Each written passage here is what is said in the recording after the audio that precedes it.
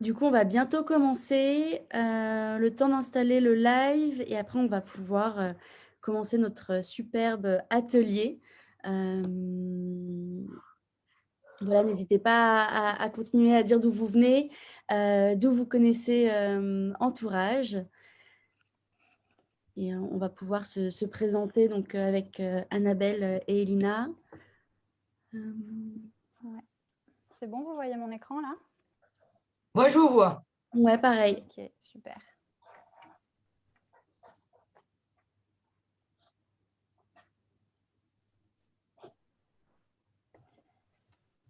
Bonjour tout le monde, on va peut-être commencer du coup, non? Anouk, qu'est-ce qu'on Ouais, pense? carrément. Ouais. On peut commencer. Ok, cool. Alors, bonsoir tout le monde. Merci beaucoup d'être avec nous ce soir. Je ne sais même pas combien vous êtes, mais vous avez l'air nombreux, donc c'est vraiment génial. Donc, vous êtes bien sur le webinaire d'Entourage. Donc, moi, c'est Anna. Je suis donc ambassadrice à Entourage depuis un peu plus d'1 an maintenant. Et voilà, et du coup, je vais co-animer l'atelier de ce soir avec Anouk. Anouk, je te laisse te présenter. Eh bien, bienvenue à toutes et à tous. Il y a Virginie qui dit qu'il faut augmenter le volume, mais je pense que vous pouvez le faire de votre ordinateur. Ouais. Moi, je suis au max. Annabelle, je ne sais pas si tu l'as aussi. Ouais, je pense que oui. Enfin, je sais pas si c'est mieux comme ça quand je tiens le Ouais, micro, mais ça bien. Et du coup, pareil, je suis ambassadrice Entourage depuis septembre 2020. Donc, ravie d'être avec vous. voilà. Et puis du coup, on est aussi accompagné d'Elina, qui fait donc partie du comité de la rue. Donc on va vous présenter un petit peu après ce que c'est et puis elle viendra nous apporter du coup son témoignage. Donc c'est super, merci beaucoup d'être avec nous ce soir. Et il y a également Gabrielle qui est là avec nous, qui fait aussi partie d'Entourage et qui sera là pour répondre à vos questions sur le chat notamment. Voilà, parce que là, vu qu'on est nombreux, on a coupé vos micros et vos caméras. Mais n'hésitez pas, comme vous l'avez déjà fait, à réagir sur le chat et à poser toutes vos questions si vous en avez. Voilà. Donc, comment va se passer l'atelier ? Donc, ça va se dérouler. Donc, on va être ensemble pendant à peu près 1h30. Ça va se dérouler en 4 temps. Dans un premier temps, on va vous expliquer en quelques mots ce qui entourage et pourquoi la problématique de l'isolement social nous tient à cœur. Ensuite, dans un deuxième temps, on va parler plus globalement du monde de la rue. Donc là, l'idée, c'est vraiment de vous donner quelques informations clés autour des personnes sans abri et puis aussi essayer de déconstruire un peu les préjugés. Dans une troisième partie, on va parler, donc on va faire un focus un peu plus sur les femmes et les spécificités pour les femmes dans le monde de la rue. Donc c'est un peu l'objectif de ce soir. Et enfin, on finira par une quatrième partie un peu plus pratique où on va essayer de vous donner les moyens d'agir à votre échelle auprès des femmes à la rue. Voilà. Et puis des personnes à la rue de manière plus générale. Voilà, donc vraiment le but à la fin de cet atelier, c'est que vous puissiez vous dire ok, maintenant je sais ce que je peux faire pour aider. Voilà. Donc en tout cas, merci encore d'être avec nous ce soir. On est super content de vous voir aussi nombreux. Donc simplement avant de commencer, pour le bon déroulement de l'atelier, c'est quand même nécessaire de poser un petit cadre. Donc vos micros sont coupés, comme je vous le disais, mais on reste quand même à l'écoute de tout le monde. On reste bienveillant aussi dans vos discours, on reste neutre sur le chat.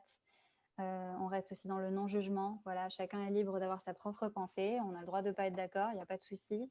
On peut échanger, mais toujours dans le non-jugement de la personne et puis également dans le respect. Voilà, que toutes les paroles et toutes les personnes soient respectées. Anouk, je te laisse la parole là-dessus. Avec plaisir. Eh bien, écoutez, avant de commencer, du coup, toute la présentation, on voulait savoir un petit peu comment vous vous sentiez aujourd'hui, quelle était votre météo intérieure. Donc, n'hésitez pas à répondre dans le chat à conférenciers et participants pour que tout le monde puisse la voir. Et du coup, je vais commencer. Donc, moi, je vais très bien. Je suis super contente d'être avec vous et de pouvoir vous sensibiliser sur des sujets qui me tiennent à cœur et de vous présenter Entourage avec Annabelle. Donc, n'hésitez pas à nous partager vos émotions actuelles. Christelle qui est en pleine forme. Ok, super. Capucine avec un grand soleil. Génial. Courtillot Moreau météo excellente. Grâce super. Maud en pleine forme. Ravie de nous écouter. Trop bien. Marie top. Et Maria de la joie dans le cœur dans cette rencontre Zoom malgré la pluie. Génial. Trop bien. Et d'ailleurs, au passage, j'ai oublié de préciser, mais on salue aussi les personnes qui nous suivent sur Facebook, parce qu'on est aussi en Facebook Live en même temps. Donc voilà, il y a Clara qui s'occupe du chat sur Facebook pour répondre à vos questions également. Mais voilà, bonjour à vous aussi.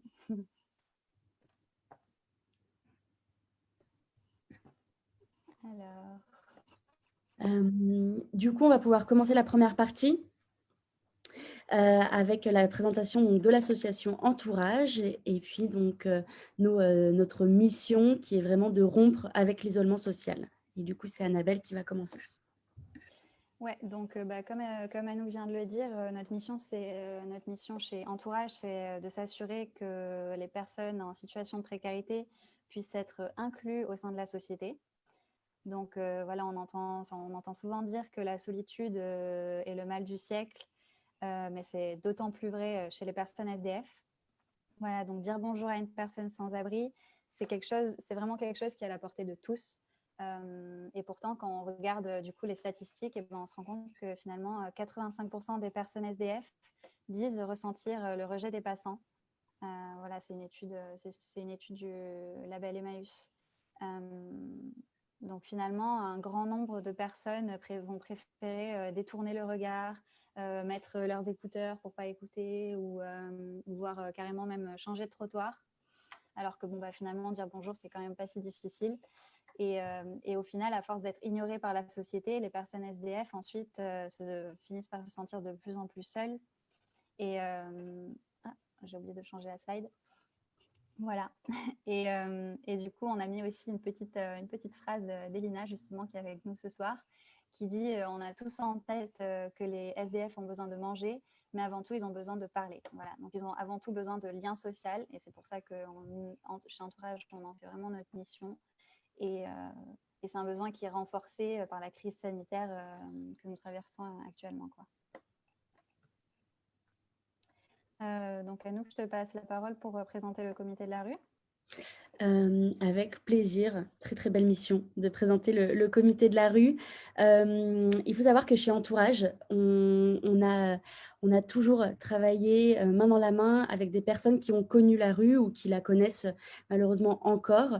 Jean-Marc, donc le fondateur d'Entourage, a travaillé depuis le début et en fait on a vraiment mis au point le comité de la rue avec des statuts depuis avril 2016. Donc, en fait, ça permet vraiment de créer des sensibilisations, de créer des actions qui correspondent aux attentes des personnes dans la rue et pas des actions qui sont construites sur des préjugés, comme tout le monde pourrait en avoir. Ce comité de la rue, on a énormément de chance de travailler main dans la main avec eux. Et on a donc aujourd'hui Elina, qui est vice-présidente du comité de la rue. Donc qui a vécu dans la rue pendant 15 ans et qui est très engagée sur les grandes questions de la précarité et surtout celle des femmes. Peut-être que, Elina, je vais te laisser prendre la parole pour te présenter et puis parler de... Alors, est-ce que vous m'entendez déjà? Oui, Super très bien. Bon, super. Alors, je ne sais pas si vous me voyez, par contre, parce que moi, je ne me vois pas. On te voit Mais aussi, tout va en bien. tout cas, voilà. En fait, moi, je vais me présenter en 2 secondes. Hein. Je vais pas faire... j'ai plus d'un demi-siècle, je ne vais pas faire un demi-siècle. Mais en fait, moi, je fais partie de ces jeunes qui sont issus de l'aide sociale à l'enfance, qui se retrouvent à 18 ans à la rue. Et pour ma part, je me suis retrouvée 15 ans dans la rue. Voilà. Bon, aujourd'hui, je suis vice-présidente du comité de la rue à Entourage. Le président, c'est Kenny Legoutte. Et d'ailleurs, demain, nous avons un comité de la rue à 9h30. Et en fait, le but de ce comité de la rue qui est issu de sans-abri, qui ont été soit sans-abri ou qui sont aujourd'hui encore sans-abri, le but, c'est d'être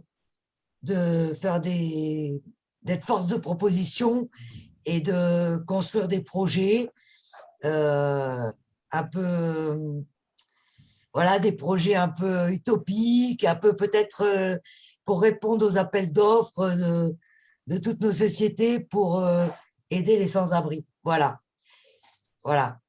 Et là, vous voyez la photo, il y a Rachid, il y a Kenny qui est le président, il y a moi, il y a Omar, il y a Gilbert, et il y a Eric, je ne sais pas pourquoi il n'est pas là, mais il y a aussi Eric qui fait partie du comité de la rue, qui aujourd'hui a un travail dans une banque via Linkout, puisque, bon, ça c'est un autre sujet, je l'avoue, mais faut savoir que Entourage a créé un projet qui s'appelle Linkout, et via Linkout, Eric, qui fait partie aussi du comité de la rue, aujourd'hui travaille dans une banque. Voilà.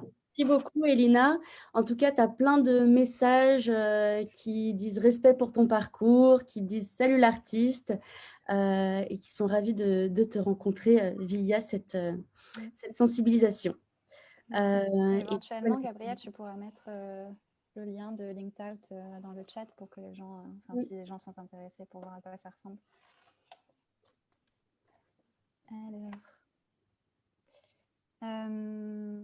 Ouais, du coup, comme ça, histoire de vous donner, toujours par rapport à cette histoire de lien social, pour vous donner un petit peu quelques chiffres. Donc ça, ce sont 2 études qui ont été réalisées en avril 2020, durant le premier confinement, par la Fédération nationale des SAMU sociaux. Et donc, d'un côté, vous pouvez voir que le besoin de lien social apparaît comme le premier besoin exprimé chez les personnes SDF, puisque 52% l'expriment, même bien avant le besoin d'hébergement ou des soins de santé. Et en fait, de l'autre côté, lorsqu'on demande aux citoyens quels sont les besoins des personnes SDF, eh bien, seulement 9% d'entre eux citent le besoin de lien social et 2% seulement le besoin de se divertir. Donc en fait, on se rend compte qu'on a un vrai fossé entre les besoins réels des personnes SDF et la vision que l'on a de leurs besoins. Voilà.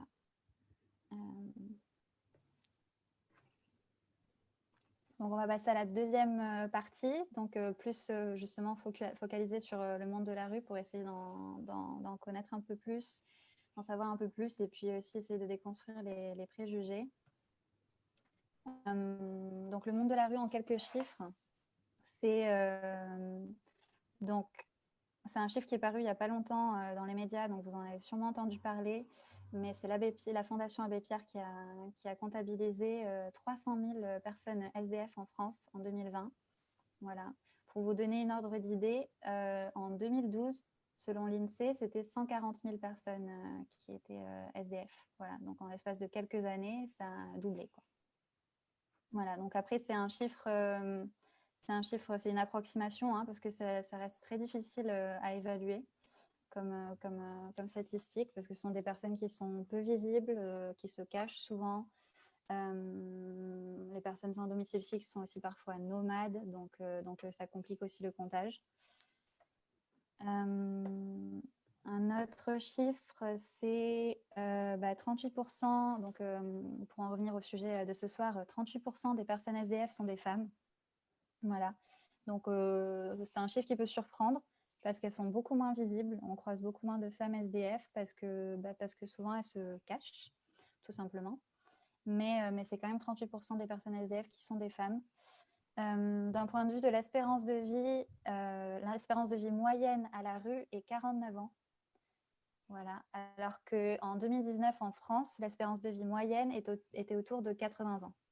Donc, ça vous donne un peu, ça vous permet un peu de vous rendre compte que finalement, c'est presque moitié moins lorsqu'on est à la rue. Voilà. Et ça s'explique notamment parce que le risque de développer des pathologies est plus grand, l'accès à l'hygiène et aux soins est plus difficile, il y a aussi la fatigue qui joue énormément, la violence du monde de la rue, etc. Annabelle, est-ce que tu peux parler un petit peu plus fort? Il y a des personnes qui Pas très bien apparemment. Merci. Ok. Bah, dites-moi si ça va mieux comme ça, sinon j'essaierai d'enlever mes écouteurs. Moi, Euh, c'est OK. Je te dis s'il y a des retours. ouais, merci. Du coup, sinon, je continue. Sur la fragilité psychologique aussi, ça peut peut-être vous intéresser, surtout en ce moment, dans la période actuelle très anxiogène dans laquelle on est. 32% des personnes en grande précarité présentent des troubles psychotiques ou des troubles de l'humeur. Voilà, donc c'est d'autant plus vrai dans la période actuelle et avec l'incertitude aussi quant à l'avenir de la situation. Donc voilà, c'est une période qui est très stressante psychologiquement, plus particulièrement pour les personnes SDF. Et enfin, un dernier chiffre, donc 23% des personnes SDF sont des anciens enfants placés, donc comme c'était le cas d'Elina auparavant. Donc les enfants placés, ce sont des enfants qui étaient pris en charge par l'aide sociale à l'enfance, l'ASE. Et lorsqu'ils ont 18 ans, eh ben, ils peuvent plus, donc ils sont plus pris en charge par l'ASE, ils peuvent plus être accompagnés et malheureusement, souvent, ils se retrouvent à la rue. Ça va mieux au niveau du micro ou pas? J'ai pas eu d'autres plaintes. Ok, cool. Bah, je te Euh, laisse enchaîner du coup. Trop bien. Du coup, pour cette phrase, Elina, peut-être que tu es la bienvenue si tu veux en parler, vu que c'est toi qui l'as prononcée. Attends, elle active son Hop, micro. ça y est, j'ai activé mon. C'est vrai. Bon, alors moi, je vais vous dire quelque chose. Moi, j'ai plus d'un demi-siècle. Je n'aime pas dire mon âge parce que je lutte contre l'exclusion jusqu'au bout des ongles, dont l'âge, qui est un vrai critère d'exclusion dans notre société. Et en fait, c'est vrai que quand j'étais à la rue, franchement, ben, c'est vrai que j'étais comme, voilà, j'étais, comme je le dis dans cette phrase, j'étais comme un sac poubelle qu'on regardait à côté. Et en fait, malheureusement, vous vous rendez compte, moi, j'étais à la rue à 18 ans, j'ai plus de 50 ans. Et en fait, moi, ce qui me choque, c'est qu'on est en 2021 et que les choses n'ont pas tant changé que ça. C'est-à-dire que même dernièrement, je l'ai dit à Clara hier, lors d'une visioconférence avec la mairie de Paris, j'ai rencontré un sans-abri qui était en sang, j'ai appelé les pompiers, personne n'a appelé. C'est comme si on s'habituait, quoi. On s'habituait à avoir des espèces d'hommes et de femmes cassés par la vie. Et en 2021, je m'aperçois que c'est toujours pareil. Et c'est pourquoi que je crois beaucoup à Entourage et c'est pour ça que j'ai aussi, parce que moi, vous inquiétez pas, hein, les associations qui m'ont appelé, il y en a plein. Mais c'est pour ça que je crois en Entourage et que j'ai accepté d'être la vice-présidente du comité de la rue d'Entourage parce qu'il faut réveiller les gens. On ne peut pas, comme ça, regarder une gamine. Moi, j'avais 18, 20 ans. On ne peut pas regarder une gamine comme ça dans la rue, comme un sac poubelle. C'est pas possible, ça. C'est pas possible.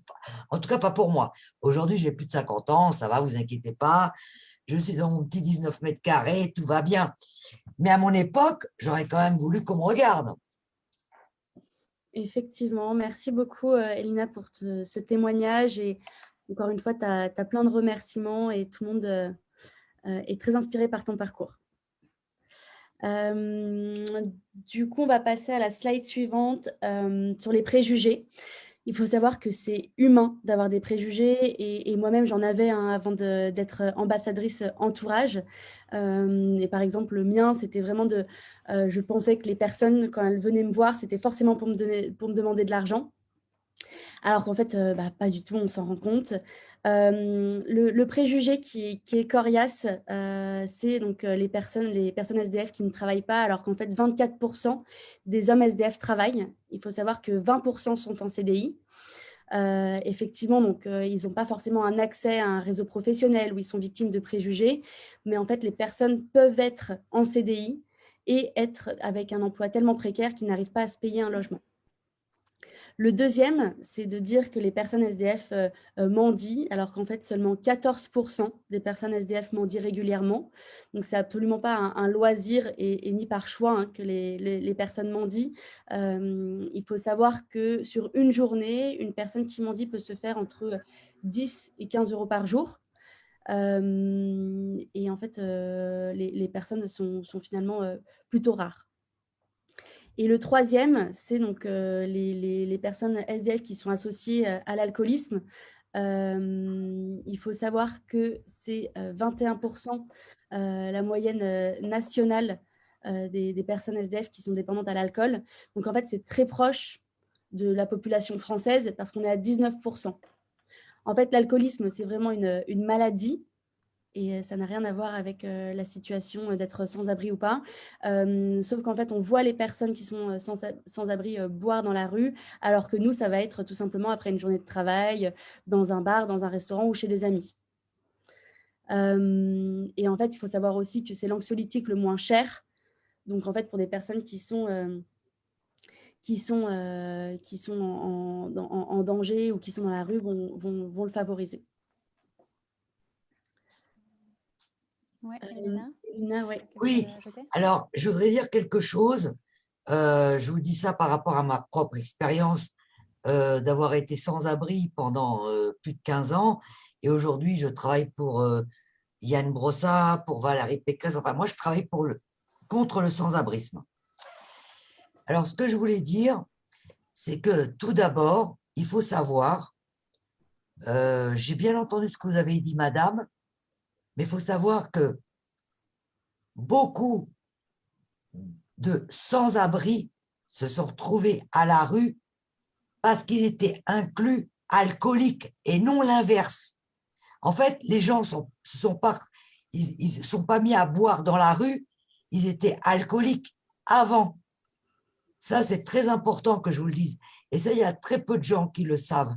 Les gens, ils pensent qu'en fait, on devient alcoolique dans la rue. Mais en fait, non.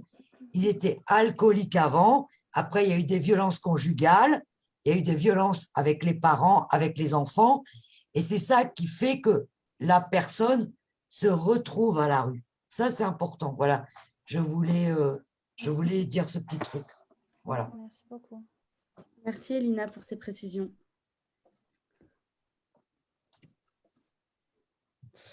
Du coup, pour continuer avec les préjugés, on avait une question pour vous. Donc, n'hésitez pas à répondre. Selon vous, combien de personnes SDF possèdent un smartphone? Vous pouvez répondre donc dans le chat à conférenciers et participants entre 30%, 51% et 71%. Ouais, dites-nous un peu d'après vous. Donc là, pour l'instant, il y a une majorité de 71%, là 51%, 71. Donc là, on est plutôt dans la fourchette haute. 30%, 51. Donc là, il y a un peu de tout. Et effectivement, en fait, c'est 71%. 71% des personnes SDF possèdent un smartphone. En fait, il faut savoir que c'est primordial pour les personnes sans-abri d'en avoir un parce que ça leur permet de maintenir le lien avec leurs proches, mais également de s'intéresser donc aux structures qui les entourent, aux structures sociales qui peuvent les accompagner dans leurs démarches administratives, mais également de réaliser toutes leurs démarches administratives sur leur portable, parce qu'il faut savoir que c'est très dématérialisé et donc ils sont obligés de passer par le biais digital. Et puis également de se divertir durant leur journée avec un smartphone, finalement, comme tout le monde. Et du coup, donc Pascal, c'est vraiment un smartphone, en fait, vraiment pour la partie d'aller sur Internet et digital. Et du coup, pour les personnes qui peuvent se demander d'où ils peuvent avoir où ils obtiennent un portable, il faut savoir que Emmaüs Connect en propose à des prix réduits et puis également des forfaits. Qu'il peut y avoir également des collectes par différentes associations et des dons, notamment sur l'application Entourage. Donc ça, on y reviendra. Et en fait, pour tout ce qui est Wi-Fi, dans les lieux de passage, il y a des Wi-Fi publics. Des grandes chaînes comme McDonald's et Starbucks vont proposer un Wi-Fi gratuit. Et puis dans les gares, les accueils de jour, etc. Donc c'est quand même un outil qui est super important pour eux. Merci Anouk. Ouais, donc du coup, maintenant, je vais vous présenter un peu le parcours du combattant d'une personne sans abri. Alors déjà, Avant, j'aimerais bien faire le point sur la différence entre SDF et sans-abri. D'ailleurs, je ne sais pas si vous avez une idée de la différence. Vous pouvez le mettre sur le chat. Mais du coup, une personne SDF, donc sans domicile fixe, c'est une personne qui va pouvoir être, par exemple, logée dans sa voiture ou qui va pouvoir passer quelques nuits sur le canapé d'un ami. Donc voilà, donc en fait, une personne SDF, être SDF, ça concerne plus la précarité de l'occupation d'un logement, c'est-à-dire le fait de passer sans cesse d'un hébergement à un autre, alors qu'un sans-abri, c'est vraiment quelqu'un qui dort littéralement à la rue et qui n'a pas de toit, qui n'est pas protégé du monde extérieur. Voilà, donc pour vous présenter un petit peu le parcours, on a appelé ça le parcours du combattant. Donc la première étape, le premier point de contact, on va dire, du dispositif social avec une personne à la rue, ça reste les maraudes, ce qu'on appelle les maraudes. Donc c'est quand on va directement à la rencontre d'une personne à la rue. Donc il existe des maraudes de plusieurs types. Il y a des maraudes alimentaires pour distribuer des repas. Il y a des maraudes sanitaires avec la distribution de kits hygiéniques, par exemple. Et il y a aussi des maraudes pour créer du lien social, comme les maraudes d'entourage, du coup. Voilà. Donc ensuite, ces maraudes peuvent réorienter les personnes qu'elles rencontrent vers le 115. Donc le 115, c'est un numéro d'appel gratuit, joignable 24 heures sur 24, 7 jours sur 7. Qui en fait a pour but de centraliser tous les hébergements d'urgence disponibles. Voilà, donc les personnes SDF vont appeler le 115 en espérant trouver un toit pour la nuit, quoi. Mais après, malheureusement, comme vous vous en doutez ou comme vous le savez peut-être, il n'y a pas assez de place pour tout le monde. C'est un réseau qui est très saturé et c'est très compliqué pour certaines personnes de trouver un hébergement d'urgence avant plusieurs semaines, voire plusieurs mois. Voilà, pour vous donner une petite idée, à Paris, c'est entre 5 minutes et 5 heures d'attente quoi, pour le 115. Donc voilà. Mais après le 115, ils peuvent aussi orienter du coup les personnes vers un accueil de jour. Donc au-delà de l'hébergement d'urgence, il y a aussi des accueils de jour. Donc ce sont des lieux où les personnes SDF peuvent venir prendre un café, un sandwich, une douche, charger leur téléphone aussi, ou tout simplement se poser, être au chaud. Donc, parce que bon, c'est quand même compliqué pour une personne d'être à la rue, aussi bien mentalement que physiquement, pendant toute une journée. Et ensuite, pour obtenir un logement plus pérenne, les personnes SDF peuvent être accompagnées par un travailleur social, ce qu'on appelle un travailleur social qui va... Donc, en fait, c'est une personne qui va les aider dans leur démarche administrative pour espérer obtenir un hébergement d'insertion qu'on appelle, alors ça s'appelle CHRS, donc c'est Centre d'hébergement et de réinsertion sociale. Et voilà, et là, dans ces centres-là, ils pourront y passer plusieurs semaines, voire plusieurs mois ou plusieurs années des fois. Il y a Elena qui voulait peut-être parler. Oui, alors voilà, je voulais vous dire quelque chose de très important. D'ailleurs, je ne sais pas qui a lu, et même je ne vous en veux pas si vous ne l'avez pas lu, mais il ne faut plus dire SDF. Je vais vous expliquer pourquoi. Parce que moi, je l'ai vécu de plein fouet quand j'étais jeune, et quand on me disait ben, « vous êtes SDF », vous imaginez pas comment ça me faisait mal. Il faut arrêter d'employer ce sigle. Qu'on l'emploie pour une banque comme LCL ou BNP, ça m'est complètement égal. Mais derrière ce mot SDF, il y a sans domicile fixe. Ou alors vous pouvez dire sans abri. Mais je vous le dis avec tout mon cœur et avec toute la souffrance que j'ai vécue. Et chaque fois que je fais une conférence, mais je ne vous en veux pas du tout, hein, je peux comprendre, parce qu'en fait, ça fait partie d'une banalité. Mais moi, je vous le dis parce que j'en ai souffert. Et quand j'allais dans la mairie, quelle que soit la mairie, et qu'on me disait, bah, vous êtes SDF. Alors que moi, je disais, mais non, j'habite à l'Armée du Salut. Je disais, ouais, mais vous êtes SDF. Mais SDF, ça ne veut rien dire. SDF, vous êtes réduit a un sigle. Et moi, je vous assure que je fais beaucoup de conférences. Bon, depuis la Covid, c'est vrai que j'en fais moins, mais en tout cas, c'est ma bataille. J'ai écrit un rapport pour la région, et ça, vous allez voir en introduction, vous pouvez le lire dans Google, rapport Elina Dumont, et j'explique quelle importance ça a de ne plus dire SDF, mais il faut dire vous êtes madame ou monsieur sans abri ou sans domicile fixe. Vous ne pouvez pas vous imaginer ce que ça veut dire pour la personne qui l'entend. Voilà, c'est tout ce que je voulais dire. Merci beaucoup. Merci Elina.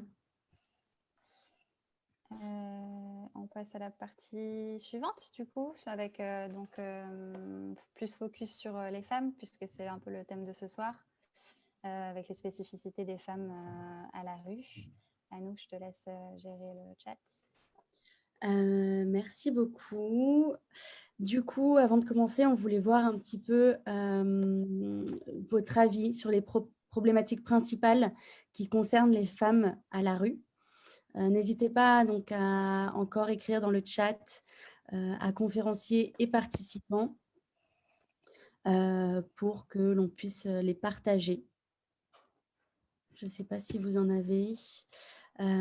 Effectivement, donc l'hygiène, la précarité menstruelle, la sécurité, l'insécurité, les risques de violence, harcèlement, viol, la peur des hommes, sécurité et premiers soins. Merci beaucoup pour votre participation. Sur Facebook, donc, il y a précarité menstruelle également, violence, risques prénataux. C'est précis et merci beaucoup pour ces précisions. Donc, effectivement, les violences, les problématiques pour les femmes à la rue donc, sont nombreuses. C'est pour ça que j'aimerais vous parler de la notion d'intersectionnalité, qui est vraiment une notion qui désigne la situation de personnes subissant simultanément plusieurs formes de discrimination. Et en fait, pour les femmes, elles sont, donc, on en a 3 grandes en tout cas. Donc, vous aviez bien raison sur la plus grande exposition aux violences sexistes et sexuelles, mais également une charge mentale bien plus importante due à leur situation. Et puis également la précarité menstruelle, donc, qui est vraiment avérée, dont on parlera un peu plus précisément avec Elina un peu plus tard. Ouais. Alors ensuite, les principales problématiques qui concernent les femmes à la rue. Donc on a déjà pour la plupart le fait de se cacher, d'être effacées. Certaines femmes vont même choisir de renoncer à leur féminité et opter un comportement plus masculin pour pouvoir être moins embêtées dans la rue. Certaines vont aussi peut-être éviter de dormir 2 fois de suite au même endroit pour leur sécurité. Pour beaucoup, il y a aussi un problème au niveau de l'accès aux soins médicaux et gynécologiques, gynécologiques et obstétriques, qui est quasiment inexistant. Et puis enfin, comme vous le disiez dans le chat, elles subissent une grande précarité liée à l'hygiène féminine et aux règles. Voilà, donc Anouk, je vais te laisser en parler un peu plus amplement avec Elina. Du coup, effectivement, la question de l'hygiène intime, c'est encore un gros problème, et surtout pour les femmes en situation de précarité. Donc, selon une étude de Règles élémentaires, une association qui a réalisé cette étude en 2020, plus de 2 millions de femmes seraient en situation de précarité menstruelle en France. Donc, personnes en situation de précarité, mais aussi des étudiantes et d'autres personnes qui n'ont pas forcément un accès à des protections hygiéniques. Et en fait, il faut savoir que les protections menstruelles, elles étaient considérées comme des produits de première nécessité seulement depuis 2016. Donc, en fait, avant, elles étaient taxées au même titre que les produits de luxe. Elina, je sais que tu es très engagée sur le sujet. Oui. Donc, je te Tout à fait. Alors voilà, moi, je connais très bien Règles élémentaires puisque moi-même, j'ai travaillé avec eux. Mais moi, je suis une fille de terrain. Et moi, dans mon rapport, j'ai proposé, moi, je suis une fille, je ne suis pas dans les chiffres. Moi, il faut passer à l'action.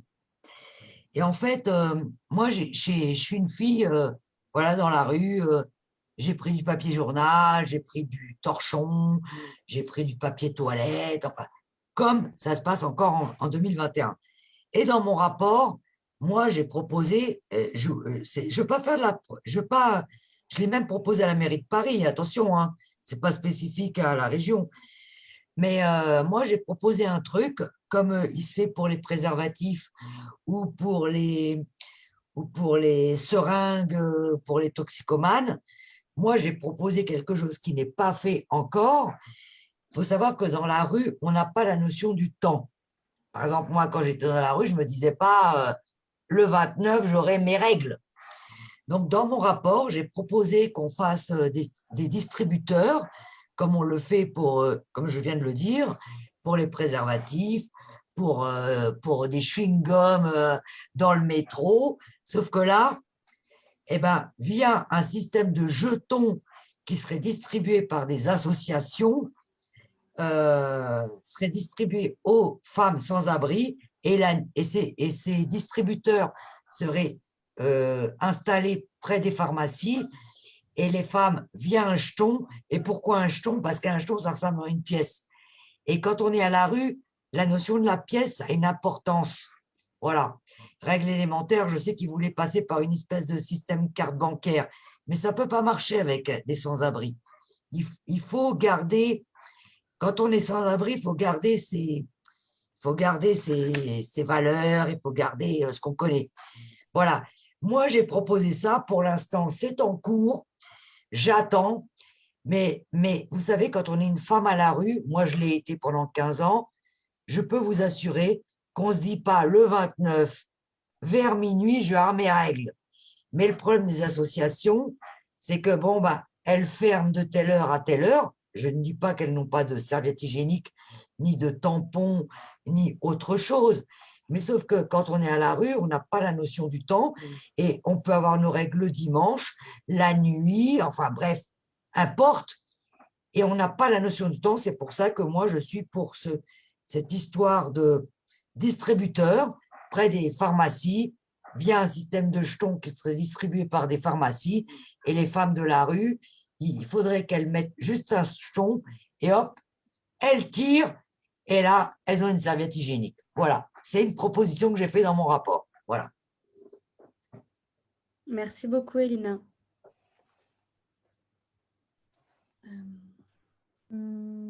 Alors du coup, donc à ce sujet, enfin au sujet des femmes à la rue, ces dernières années, je ne sais pas si vous m'entendez bien, ces dernières années, on a quand même pu voir une plus grande prise de conscience de la part des politiques publiques, et avec beaucoup plus de structures qui ont été mises en place pour les femmes sans abri.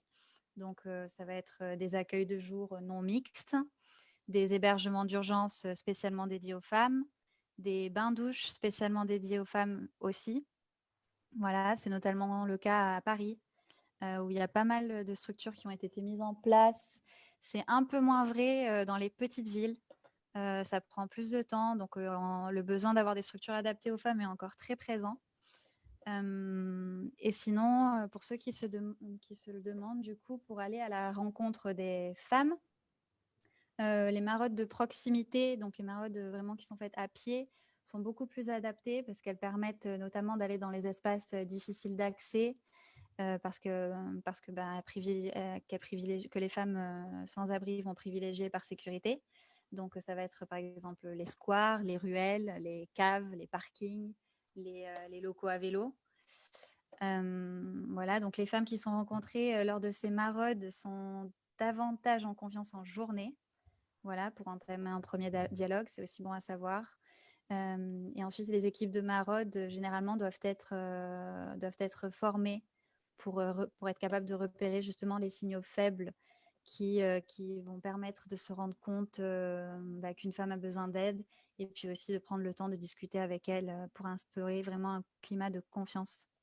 Voilà, c'est un peu ce que nous explique aussi, ce que nous a aussi expliqué Elina, et ce qu'elle explique dans son rapport. Donc voilà, donc n'hésitez pas à vous rapprocher, à vous tenir au courant en fait des structures non mixtes qui existent près de chez vous. Voilà, ça vous permettra du coup de mieux orienter les personnes que vous croisez. Pour vous donner quelques exemples, je sais qu'à Lille, par exemple, il y a un accueil de jour qui s'appelle Rosa, qui est porté par l'association Solfa pour les femmes victimes de violences conjugales. Il y a aussi beaucoup de structures d'hébergement, de CHRS. À Paris, il y a l'accueil de jour Le Filon dans le 17e. Il y a aussi le lieu d'accueil d'hygiène et de soins porté par le SAMU social dans le 12e pour les femmes en situation de grande précarité. À Rennes, il y a l'ASFAD, qui est un centre d'émergement et de réinsertion sociale pour les femmes seules avec ou sans enfants. Il y a l'accueil de jour Éole. À Lyon, il y a l'accueil de jour au Tambour. Enfin bref, voilà. Donc renseignez-vous un petit peu autour de vous et près de chez vous pour connaître un peu mieux les structures. Voilà, donc on va passer à la 4e partie, donc comme je vous disais, un peu plus pratique sur comment agir, comment vous pouvez agir à votre échelle auprès des femmes sans domicile fixe et aux personnes sans abri de manière générale, parce que c'est des conseils qui peuvent s'appliquer aussi. Donc Anouk, je te laisse. Yes. Du coup, je vois qu'il y a 2 participants qui lèvent la main. Je vous invite à écrire la question dans le chat, auquel, comme ça, soit Gabrielle pourra y répondre directement, soit on les reprendra à la fin. Donc, n'hésitez pas à les écrire à conférenciers et participants. Et du coup, également, on voulait savoir, selon vous, comment on pourrait agir auprès des femmes donc, sans abri. On va respecter du coup ce terme, car oui, les mots ont un sens. Et du coup, n'hésitez pas à écrire dans le chat vos propositions, vos idées, que l'on puisse les partager.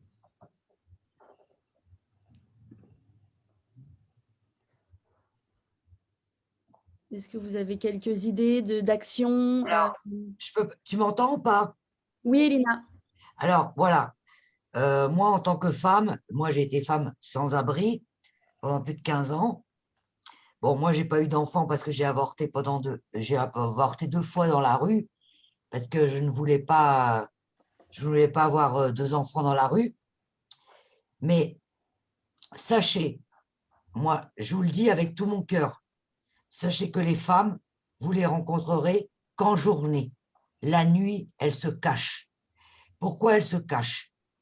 Parce que si les maraudes arrivent, si le Chapsa arrive, alors Chapsa, tu peux peut-être expliquer, excuse-moi, Anouk Oui.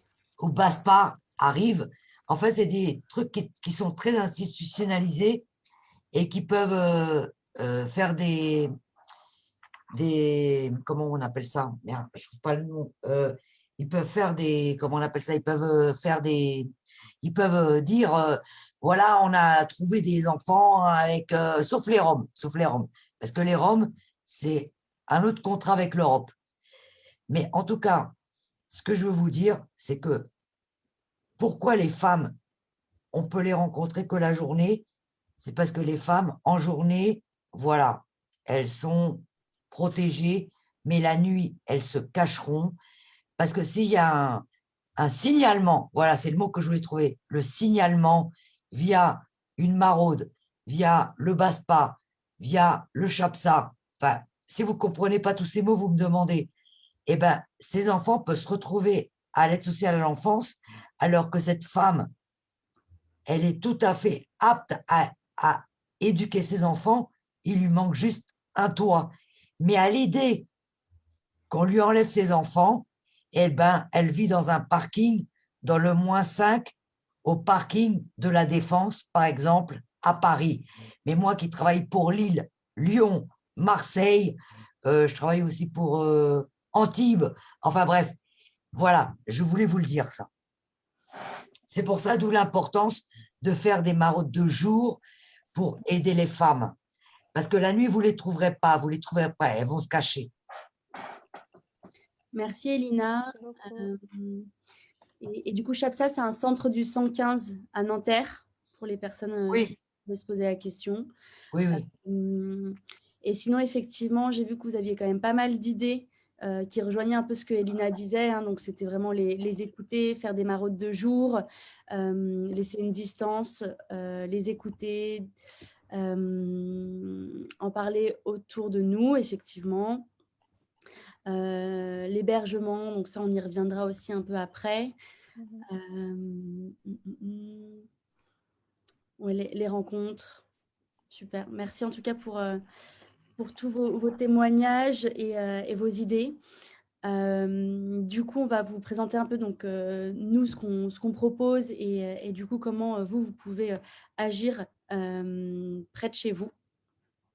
Donc en fait, il faut savoir que les personnes sans abri sont invisibilisées et qu'en fait, c'est super important de pouvoir échanger un premier regard, dire bonjour, afin que la personne se sente exister, qu'elle puisse se sentir donc acceptée et qu'elle puisse se sentir vraiment humaine en fait, tout simplement.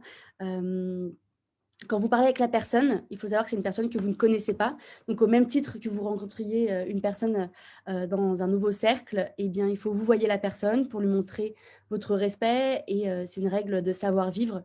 Après, bien évidemment, si le tutoiement s'installe et qu'il y a une certaine complicité, ça se fera tout naturellement. Également, on préconise de se mettre à la même hauteur que les personnes pour qu'il n'y ait pas de regard d'aidant à aider et qu'il y ait une vraie relation horizontale. Et en fait, pour commencer une conversation, pardon, ça peut être des questions tout à fait simples, comme parler de la météo, comme lui demander où est la boulangerie la plus proche, comment ça se passe la vie de quartier. Demander à la personne si elle va bien, ce n'est absolument pas tabou. Il faut savoir que les personnes ont leurs humeurs et vont avoir envie de vous parler ou pas. D'ailleurs, c'est très important de ne pas du tout se braquer si la personne ne souhaite pas vous répondre. La personne peut être occupée, la personne peut être de mauvaise humeur, en fait, comme n'importe quel être humain. Et du coup, c'est pourquoi pas réessayer les jours suivants, mais tout en respectant en fait une certaine distance et en respectant la personne qui souhaite ou pas vous répondre. Voilà. Effectivement, donc là, on a mis quelques bulles pour si vous avez pour vous proposer des idées pour commencer une conversation. Et Annabelle, je te laisse du coup parler de la posture. Ouais, merci, désolée. Alors oui, on a quelques conseils du coup ici à vous donner pour adapter votre posture. Donc déjà, une première chose importante, c'est de ne pas imposer son aide. Voilà, mais plutôt de demander à la personne ce dont elle a besoin, en fait, tout simplement. Parce que, par exemple, on va donner un sandwich en se disant que la personne a sûrement faim, sauf que peut-être que ce jour-là, la personne, elle a déjà mangé, ou que comme tout le monde, elle a des goûts et elle a ses préférences. Il y a des choses qu'elle aime, il y a des choses qu'elle n'aime pas. Elle peut avoir aussi des allergies. Donc voilà, donc tout ça pour dire que c'est toujours mieux de demander à la personne ce dont elle a besoin et ce qui lui ferait plaisir aussi, plutôt que de choisir à sa place. Également, ne pas lui demander son histoire. Donc, on dit pas à quelqu'un qu'on rencontre pour la première fois, ah ouais, raconte-moi ta pire expérience. Donc, on fait pareil avec les personnes sans abri qu'on rencontre. Donc, la personne, en plus, souvent, ce sont des personnes qui vont être amenées à raconter plusieurs fois leur histoire aux différents travailleurs sociaux qui l'accompagnent, etc. Donc, ça peut être douloureux. Donc, on évite d'en parler avec elles.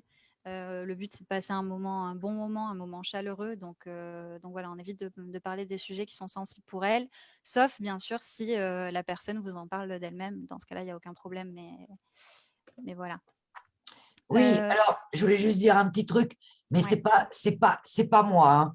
C'est Clara d'Entourage parce que hier, j'ai fait une visioconférence avec la mairie de Paris et je tiens à dire, et c'est grâce à Clara que je peux le dire, c'est pas moi, hein, c'est que, vous voyez la petite photo là, on serre la main, mais dans le cadre de la Covid, bien entendu, on ne se serre pas la main. Voilà, c'est tout. C'est tout ce que je voulais dire. Et c'est Bien grâce à sûr. Clara d'Entourage. Bon, on passe le bonjour à Clara au passage. Voilà. Mais oui, oui, c'est vrai, évidemment, en période de Covid, on ne se serre pas la main. Un autre point important aussi, s'il vous plaît, ne faites pas de fausses promesses. Donc, par exemple, on croise, moi je descends dans la rue, je croise une personne qui a froid.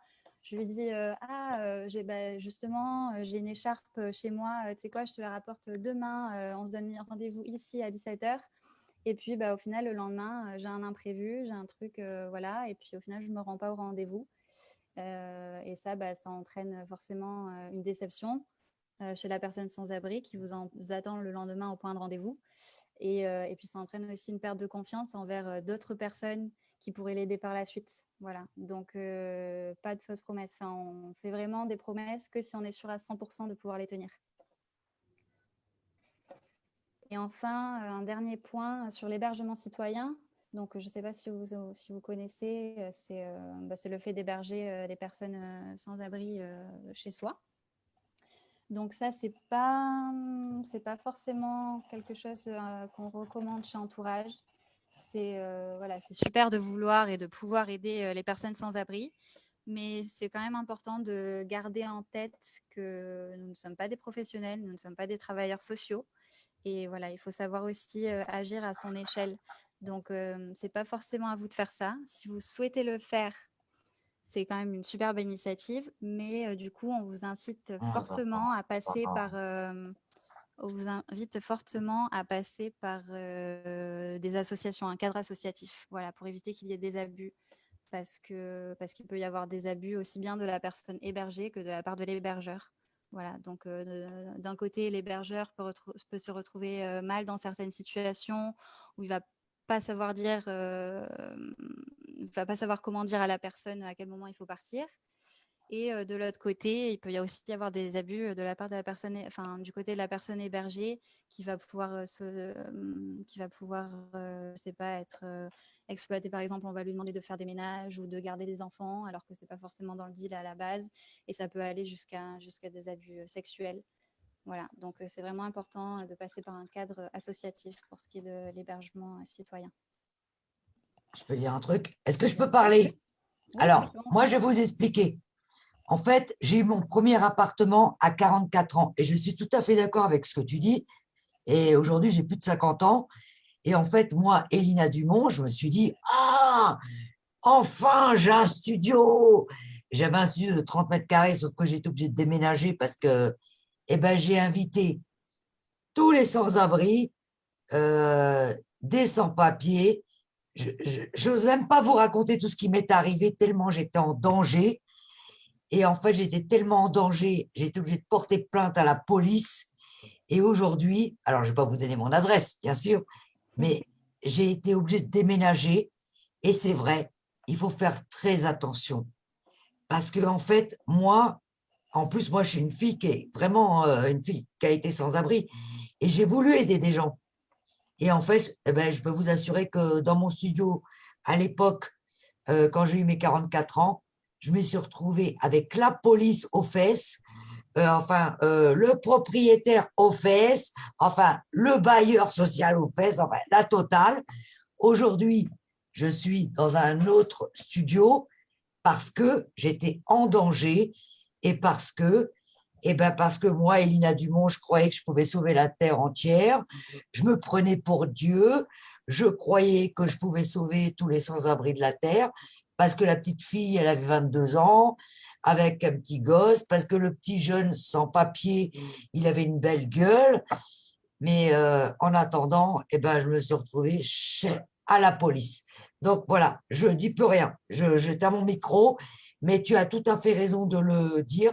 Et moi, je voulais absolument, à partir de mon expérience, donner des arguments Non, bien qui sûr. sont vrais.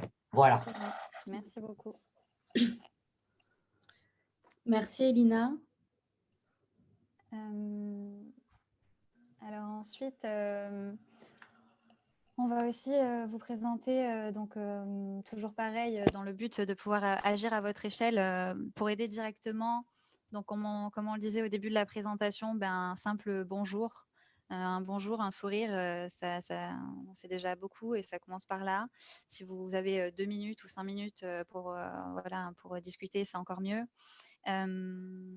Ça va être faciliter l'accès à l'information donc via l'application Entourage ou les guides de la solidarité. Anouk va vous parler de l'appli dans 2 minutes. Ça va être aussi agir avec des lieux d'accueil pour les personnes SDF. Donc là, encore une fois, je vous invite à vous rapprocher des structures d'accueil près de chez vous pour connaître leurs besoins. Contre la précarité menstruelle, ça va être faire des dons de produits d'hygiène aux associations. Donc, par exemple, il y a Règles élémentaires, il y a Bulle solidaire, mais il doit y en avoir d'autres. Donc, pareil, renseignez-vous sur les assos autour de chez vous.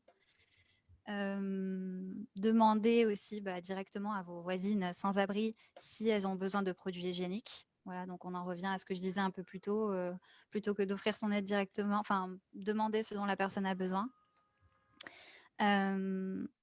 Et puis ensuite, si vous êtes témoin d'une situation complexe, ça peut arriver. Encore une fois, voilà, on n'est pas des travailleurs sociaux, donc on ne sait pas forcément comment gérer. Dans ce cas-là, on vous conseille de contacter les services compétents, donc le 115, mais aussi donc, le 15, le SAMU, le 17, la police et le 18, les pompiers. S'informer aussi sur les structures d'aide pour pouvoir orienter les personnes que vous croisez correctement. Et puis, c'est aussi savoir passer le relais aux professionnels. Voilà. Il y a des fois, on peut pas forcément aider à notre échelle. Anouk, je te laisse présenter l'appli. Avec plaisir. Donc effectivement, là, on vous a donné quelques conseils pour aller à la rencontre des personnes et des hommes et des femmes sans abri. Et parfois, donc, ça répond un peu à la question de Zolika qui demandait comment on pouvait faire concrètement pour communiquer avec les personnes sans abri. Effectivement, grâce à l'application, en fait, vous pouvez créer des actions solidaires dans votre quartier et vous pouvez donc accompagner les femmes qui vont avoir des besoins ou les hommes. Et en fait, ça va créer des actions localisées. Donc, imaginons que vous rencontrez une personne sans abri, une femme qui souhaite justement avoir des protections hygiéniques.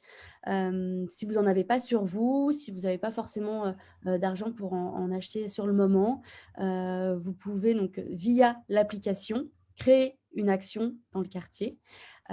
Et à celle-ci, d'autres personnes pourront y répondre. Vous pouvez également vous répondre à différentes actions, donc soit des personnes qui sont dans le besoin et qui vont demander différentes choses. Donc ça peut être des besoins de vêtements, des besoins encore une fois, de protection hygiénique. Ça peut être aussi le temps de boire un café ou de discuter. Mais vous pouvez également en créer pour les personnes qui en auraient besoin. Donc là, vous pouvez la télécharger via votre smartphone avec le QR code qui est sur la présentation. Ça marche avec iOS et Android. Trop bien, Capucine. Merci beaucoup.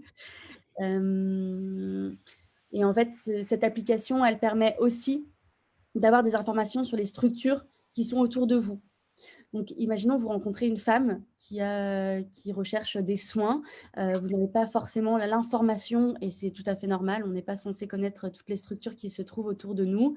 On a une carte qui est sur l'application qui vous permet de voir les différentes structures autour de vous et du coup de donner l'adresse à la personne qui en a besoin.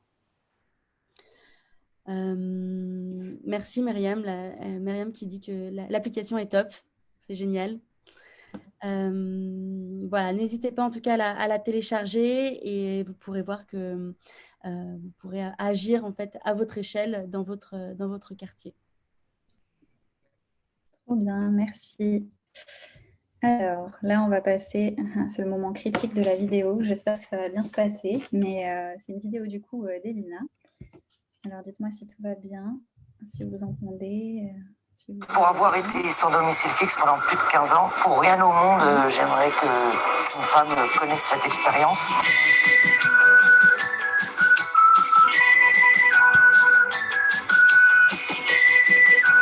Je veux dire, personne ne rêve de vivre dans la rue, quoi. Quand on se retrouve à la rue, c'est pas un choix. C'est parce que la vie a fait autrement et la vie a fait à ce qu'ils se retrouvent dans la rue et ils n'ont pas où aller. J'ai compris que ces gens-là n'ont pas où aller, parce que moi, je n'avais pas où aller. On préfère dire, mais si, c'est un choix, puis en plus c'est cool, voilà, on boit des coups, on rigole, c'est plus facile à vivre, quoi. On se cache parce qu'on a honte, premièrement. Et deuxièmement, parce qu'on a peur. Combien de fois on m'a dit tu pourrais porter plainte parce qu'on t'a violé. Des fois j'ai travaillé, on m'a fait croire que j'étais déclarée alors que j'étais pas déclarée. Mais si tu veux, tu vis tellement dans la survie. Comme je n'avais pas l'habitude de demander de l'aide, c'était très difficile pour moi. Tu ne te vois pas en train d'aller voir un avocat ou à la mairie pour défendre tes droits. Tu es dans une autre sphère. Quand on est désespéré, on ne réfléchit plus, on est perdu. À partir du moment où même vous discutez même 5 minutes avec un sans domicile fixe, c'est créer du lien. Je pense que c'est une chose merveilleuse que les gens comprennent et partagent un peu notre peine et notre désespoir. Il y a beaucoup de gens qui sont venus vers moi, qui m'ont tendu la main, qui m'ont souri. Ça crée du lien. Et moi, je pense que c'est la chose la plus importante pour un sans domicile fixe, de ne pas perdre le lien avec la société. C'est un sentiment très très fort de savoir qu'il y a des gens derrière nous qui nous soutiennent. À notre niveau, même si c'est une toute petite goutte comme ça, c'est déjà ça. On vit mieux les choses, on les vit toujours. Rien ne change, mais on vit mieux la chose. Avec un meilleur moral, la vie est plus simple.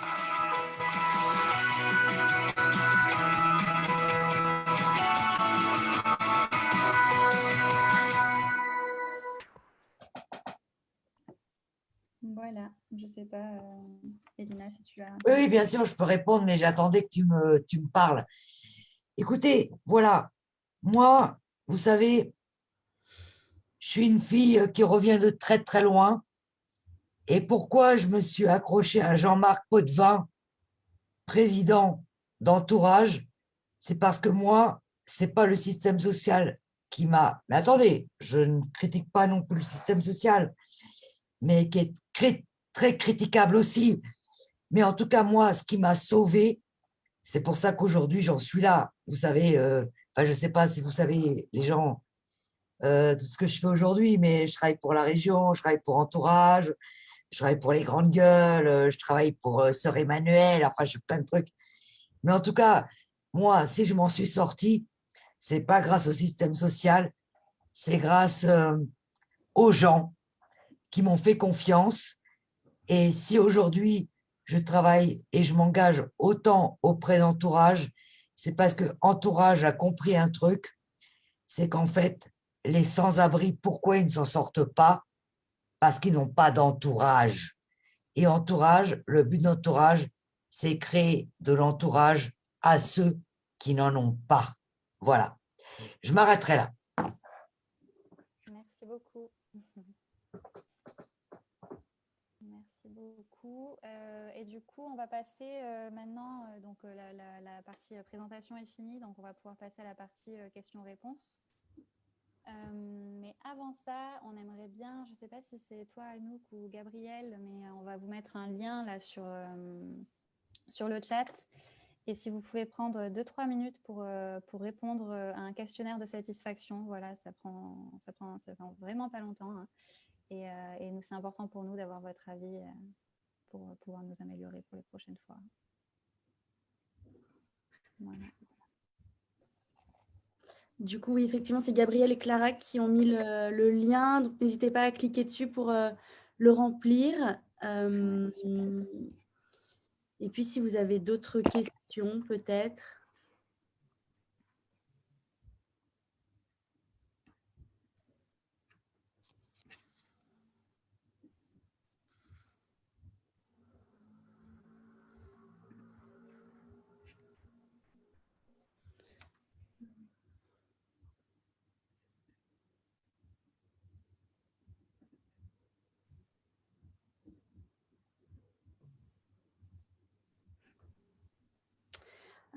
Du coup, Marine, comment participer au maraude? Vous pouvez en fait remplir le contact, le typeform, et comme ça, on pourra vous recontacter. N'hésitez pas en fait à laisser vos coordonnées.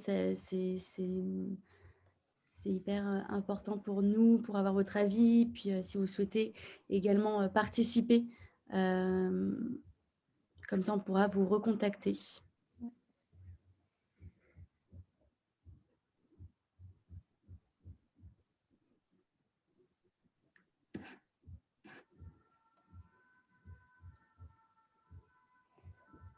Voilà, puis une fois que vous avez rempli le questionnaire, du coup, vous pouvez, si jamais vous avez des questions, les mettre sur le chat. On va essayer de faire de notre mieux pour y répondre.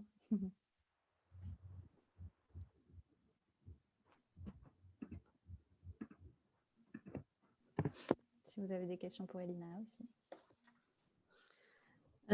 Parfait, du coup on peut passer aux questions-réponses. Du coup,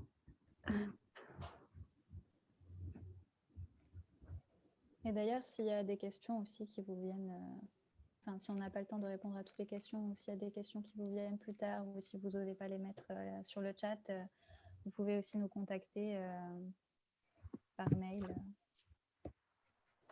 On fera notre mieux pour y répondre encore une fois. Alors donc on a une question qui est de Charlotte. En période de confinement, comment gère-t-il couvre-feu et police? Merci. Est-ce que Gabriel peut-être Répondre à ça. Je peux répondre à ça. Ah bah super. Allez, Elina. Alors, la personne, attends, si j'ai bien compris, elle veut savoir, sauf si j'ai mal compris la question, elle veut savoir comment on fait par rapport au confinement et par rapport aux dérogations. En gros, c'est ça qu'elle veut dire ou pas? Je pense que oui. Alors, moi, je vous explique. Quand on fait partie d'une association comme Entourage, je dis Entourage, si vous êtes bénévole ou vous êtes ambassadeur, vous pouvez vous approprier une attestation auprès d'Entourage, comme quoi vous aidez les sans-abri. Moi, personnellement, je travaille auprès de beaucoup d'associations et moi, le soir, la police peut m'arrêter. Voilà, j'ai ma dérogation. Voilà, ne vous inquiétez pas là-dessus. Il ne faut pas vous inquiéter là-dessus. Mais par contre, j'en profiterai pour vous dire quelque chose. Parce que j'ai beaucoup écouté, j'ai beaucoup regardé aussi tous les petits mails là, qui passent.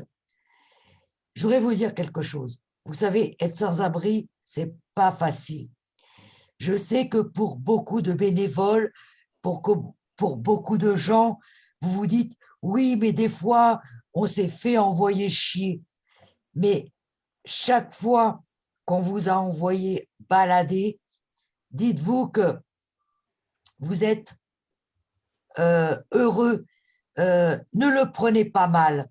Parce que moi aussi, quand j'étais sans abri, des fois, il y avait des gens qui voulaient m'aider. Et j'ai vraiment envoyé les gens. Bon, aujourd'hui, j'ai vieilli, j'ai plus de 50 ans. Mais à l'époque, des fois, j'ai été très méchante avec les gens. Mais le prenez pas mal.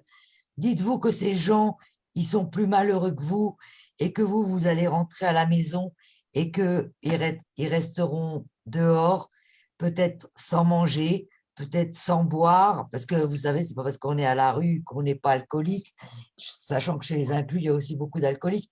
Mais en tout cas, ne le prenez pas mal. Et même quand vous allez voir quelqu'un, un sans-abri, par exemple, moi, souvent, je vais voir des sans-abri devant mon Monoprix, et des fois, je leur dis, tu veux quelque chose? Non, je veux rien. Bon, ben, j'insiste pas. Puis des fois, il me dit, je veux des haricots rouges. Alors, quand il me dit que je veux des haricots rouges, je rigole, quoi. Mais surtout, voilà, à toutes les personnes qui veulent aider les sans-abri, chaque fois qu'on vous répond mal, ne le prenez pas mal. Dites-vous que la rue, c'est tellement horrible que, eh ben, voilà, c'est comme ça, mais c'est pas contre vous, en fait. C'est pas contre le citoyen lambda, c'est pas contre le bénévole qui veut aider. C'est juste que, voilà, vous êtes passé au mauvais moment, et puis le lendemain, vous passerez, et le sans-abri vous dira bonjour, il vous sourira, et puis tout ira bien. Voilà, je tenais à vous le dire, ça, c'est très important. Merci, Elina. Anouk, j'ai vu que bonsoir à tous. J'arrive pour le petit temps de questions-réponses. J'ai vu qu'il y avait une question notamment sur les dons de tout ce qui est protection hygiénique, etc., ou les données. Vous avez deux possibilités. Vous pouvez soit créer directement une annonce, ce que nous on appelle un peu le jargon dans notre chez Entourage, directement sur l'application Entourage et proposer voilà à vos voisines sur le réseau vos dons. Sinon, vous pouvez regarder aussi sur Règles élémentaires. Ils ont différentes boîtes de dons un peu partout ou les contacter directement pour savoir s'ils peuvent ou si vous pouvez plutôt leur envoyer vos différents dons. Et par la suite, Règles élémentaires redistribuent aux associations de maraude qui rencontrent des femmes ou directement aux femmes. Merci Clara.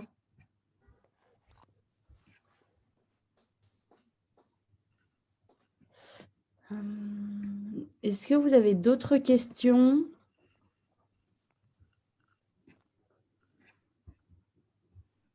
Il y a une question pour Elina. Quelqu'un demande où est-ce qu'elle peut te retrouver pour des conseils sur des associations. Est-ce que tu as un mail que tu voudrais donner ou comment est-ce que tu veux procéder? Oui, Clara, je t'entends très bien. Alors, bah, déjà, je travaille pour Entourage, hein. Donc, déjà, on peut me retrouver à Entourage via Clara. À la limite, on peut t'appeler, puis tu me donnes rendez-vous. Et sinon, bah, écoutez, moi, personnellement, j'ai créé mon association depuis 2008 qui s'appelle Cri d'éclat avec un S, @gmail.com. Mais je vous propose, si vous avez envie de me rencontrer, qu'on passe par Entourage, parce qu'avec Entourage, je fais un vrai travail. Cri d'éclat, c'est un petit peu à part, c'est plus sur la culture, plus sur le spectacle. Enfin, mais sinon, vous passez par Entourage et vous pouvez me retrouver. Clara, vous inquiétez pas, elle vous dira, voilà, on se rencontrera. Voilà. Merci, Elina. N'hésitez pas à continuer à poser vos questions. Je suis également sur Facebook. Je regarde s'il y a des questions en attente. Je reprécise simplement que Entourage est présent actuellement dans quelques zones qui sont Lyon, Lille, Rennes, Paris et dans les Hauts-de-Seine. Malheureusement, nous n'avons pas encore d'action de terrain sur les autres départements. C'est Gabriel qui est parmi nous, qui s'occupe de ces zones où nous ne sommes pas encore actifs, qui est en train de développer certaines actions que vous pouvez mener sans équipe d'entourage sur le terrain.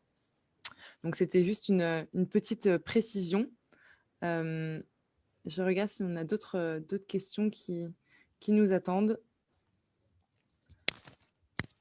En tout cas, merci à tous pour votre participation et tous vos échanges très riches.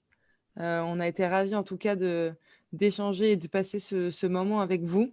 Et je vous laisse, les filles, regarder s'il y a des petites questions qui restent. Il y a des questions. La présentation de ce soir sera-t-elle visible en replay? Clara? Oui, alors tout à fait. Alors on est en direct sur Facebook et cette présentation restera active du coup sur le Facebook Réseau Entourage. Également pour toutes les personnes qui ont répondu au questionnaire et qui nous ont laissé leur mail, on pourra envoyer un petit récapitulatif des différents modes d'action et de quelques slides de présentation que vous avez pu voir ce soir. Donc voilà, n'hésitez pas à nous laisser vos mails pour qu'on puisse vous transférer tout ça. Est-ce que vous avez d'autres questions sur comment agir auprès des femmes sans abri?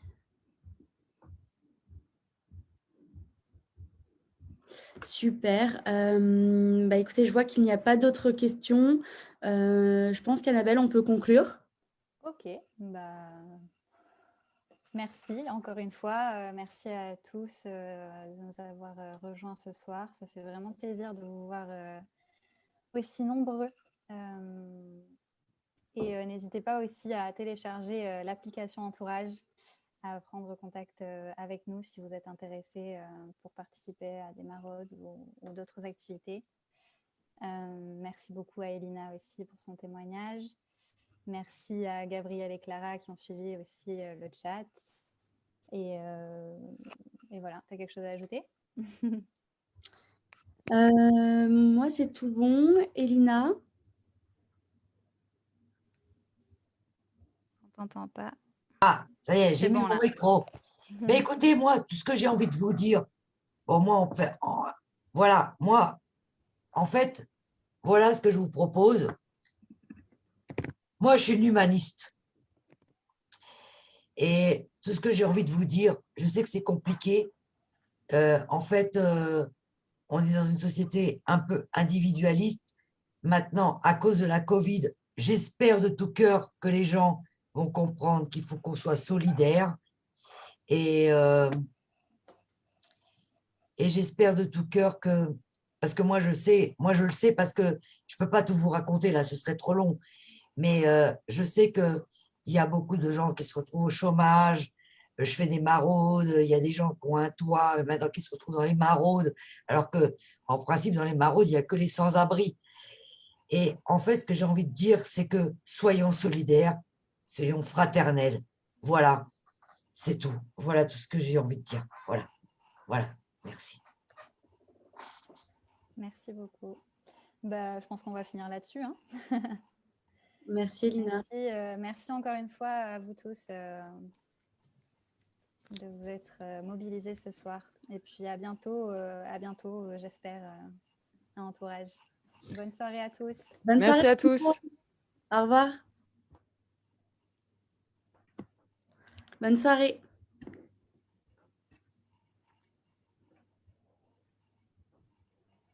Salut, merci beaucoup.